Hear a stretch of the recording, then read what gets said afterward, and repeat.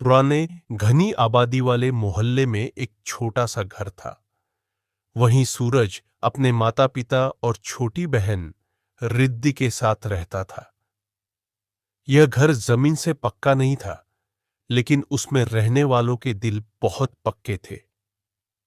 सूरज के पिता दिन रात एक प्राइवेट फैक्ट्री में मजदूरी करते थे।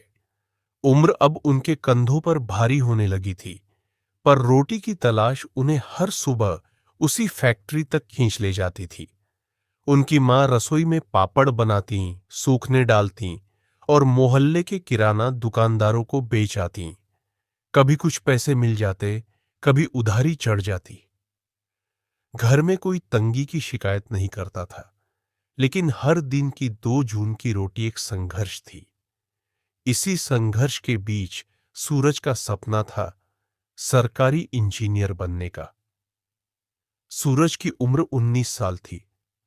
उसकी आंखों में किताबों की रोशनी चमकती, लेकिन उन सपनों तक पहुंचने के रास्ते में कितनी बड़ी बड़ी दीवारें खड़ी थीं। गरीबी, जिम्मेदारियां और वक्त की कमी। सुबह 4 बजे का अलार्म। रोज सूरज तड़के 4 बजे उठता। सर्दी हो या बरसात, वह साइकिल पर अखबार का बंडल डालकर गलियों में निकल जाता।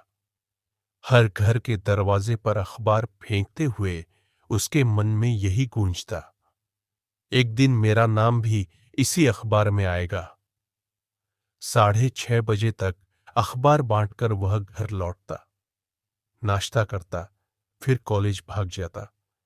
दोपहर 3 बजे घर आता, जल्दी जल्दी कुछ खाता और पास की बस्ती के 3 बच्चों को पढ़ाने चला जाता। रात को लौटकर मां के साथ पापड़ बनाने में हाथ बंटाता। मां आटे की लोइयां बनाती, सूरज बेलन से बेलता, रिद्धी थालियों में पापड़ सजाती। जब सब सो जाते, सूरज तब अपनी पढ़ाई शुरू करता।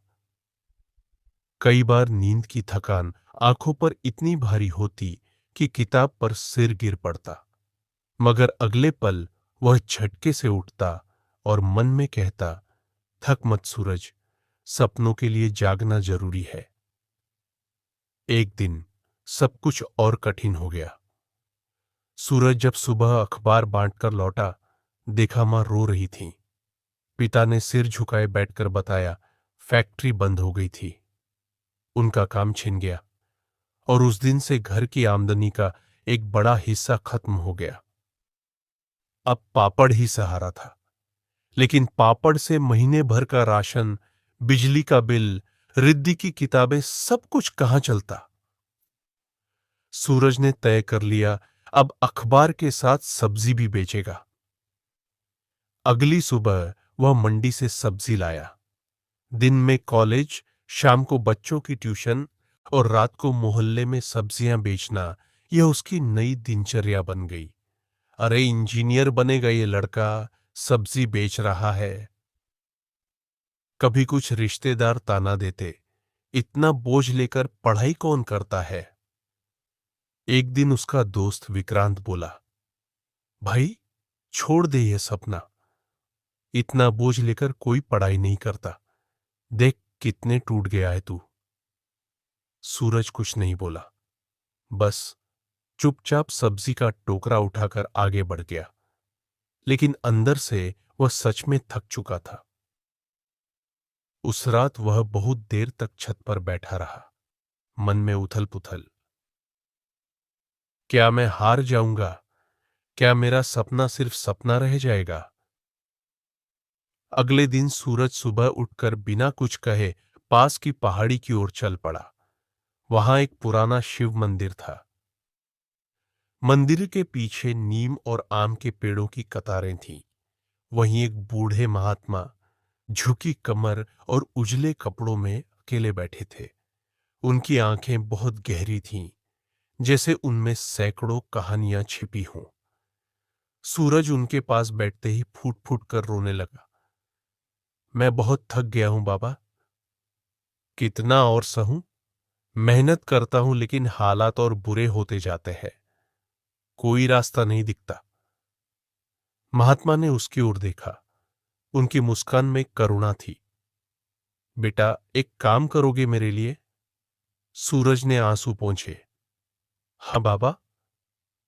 महात्मा बोले, इस पहाड़ी पर जो पुराना आम का पेड़ है उसमें एक कबूतर घोंसला बना रहा है।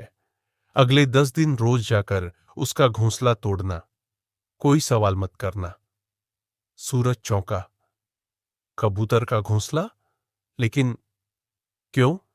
महात्मा ने कुछ नहीं कहा, बस मुस्कुराकर सिर हिला दिया। पहला दिन। सूरज पेड़ के पास गया। डालियों के बीच कबूतर छोटे छोटे तिनके जोड़े बैठा था। सूरज ने कांपते हाथों से घोंसला गिरा दिया। दिल में गहरी ग्लानि हुई, मैं इसका घर क्यों तोड़ रहा हूं? दूसरा दिन। कबूतर फिर तिनके लेकर आ गया। सूरज ने फिर घोंसला गिरा दिया। हर दिन वही दोहराव। हर दिन सूरज की आत्मा कांपती। हर दिन उसका दिल दुखता। 10वें दिन सूरज ने देखा, कबूतर फिर घोंसला बना रहा था। वही मेहनत, वही उम्मीद। उसने हाथ बढ़ाया, लेकिन रुक गया। वह भागकर महात्मा के पास आया। बाबा, मैं समझ नहीं पा रहा। मैं रोज उसका घर तोड़ता रहा और वो रोज बना लेता था। मुझे बहुत बुरा लगता था, लेकिन मैंने किया क्योंकि आपने कहा। अब बताइए इसका मतलब क्या है? महात्मा ने गहरी सांस ली। यही मेरी पहली सीख है बेटा। लगातार मेहनत का मतलब सिर्फ काम करना नहीं होता, बल्कि हर हार के बाद फिर से शुरू करना होता है। वो कबूतर जानता है कि उसका घोंसला टूट सकता है, फिर भी वह रोज नई उम्मीद से तिनके जोड़ता है, क्योंकि उसे भरोसा है कि जिस दिन सामने वाला थक जाएगा उस दिन उसका घोंसला बच जाएगा। सूरज चुप था। उसकी आंखें भर आईं। महात्मा बोले, और दूसरी बात? वो समय जब तू सब्जी बेच रहा है, घर चला रहा है, दिन रात जूझ रहा है, यह भी बीत जाएगा। समय कभी एक जैसा नहीं रहता। आज तू संघर्ष कर रहा है, लेकिन अगर चल पड़ा है तो कल वही समय तुझे सलाम करेगा। 2 बातें याद रख, लगातार मेहनत हार को हराती है और बुरा समय भी हमेशा नहीं रहता। सूरज के मन की कोई गांठ जैसे खुल गई थी। अब उसे लग रहा था, मैं भी कबूतर बन सकता हूं, टूटकर भी फिर उठ सकता हूं। उस दिन के बाद सूरज ने अपना रास्ता तय कर लिया। अब हर सुबह अखबार बांटना उसे बोझ नहीं लगता था। वो सोचता, यह मेरे सपनों का तिनका है। हर दिन सब्जी बेचना उसे शर्मिंदगी नहीं देता। यह मेरी मेहनत का हिस्सा है। हर रात पढ़ाई करना उसे भारी नहीं लगता। एक दिन यही मेरी उड़ान बनेगी। कई महीने बीते। परीक्षा का दिन आया। सूरज ने अपना पूरा मन और आत्मा किताबों में झोंक दी। कभी सब्जी बेचने वाला, पापड़ बेलने वाला वह लड़का कुछ ही साल बाद सरकारी इंजीनियर की परीक्षा में सफल हुआ। जिस दिन उसकी नियुक्ति का लेटर आया, वह सबसे पहले उसी पहाड़ी पर गया। वहीं आम के पेड़ पर अब भी कबूतर का घोंसला बना था।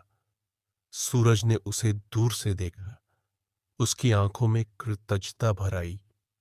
धन्यवाद मेरे छोटे दोस्त। तूने मुझे सिखाया हारने के बाद भी फिर से तिनके जोड़ना। वह महात्मा को ढूंढने मंदिर के पीछे गया, लेकिन वहां कोई नहीं था। किसी ने बताया, बाबा तो महीनों पहले कहीं और चले गए। सूरज मुस्कुराया। उसने आसमान की ओर देखा। आपने मुझे सबसे जरूरी पाठ सिखाया, कभी हार मत मानो। आज भी इंदौर की गलियों में अगर कोई पूछता है, इतनी मुश्किलों में भी सूरज कैसे इंजीनियर बन गया, लोग बस इतना कहते हैं, क्योंकि उसने कबूतर से सीख लिया था हार कर भी फिर से तिनके जोड़ना। कभी मत भूलो कि मेहनत और विश्वास की ताकत सबसे बड़ी होती है। दुनिया चाहे कितनी बार तुम्हारे सपनों को तोड़े, हालात चाहे जितनी बार तुम्हें गिराएं, अगर तुम कबूतर की तरह हर बार फिर से तिनके जोड़ने की हिम्मत रखोगे, तो एक दिन तुम्हारा सपना भी सच होगा। बुरा समय हमेशा नहीं रहता, वह भी बदलता है। बस उस समय तक डटे रहना जरूरी है। सबसे जरूरी बात, हारना तब नहीं होता जब हालात बिगड़ते हैं। हारना तब होता है जब इंसान कोशिश करना छोड़ देता है। इसलिए लगातार मेहनत करो, विश्वास मत खो, और हर बार फिर उठकर अपना सपना फिर से बनाना सीखो। एक दिन तुम्हारे तिनकों का घोंसला भी पूरा होगा और दुनिया उसे गिराने की हिम्मत नहीं कर पाएगी।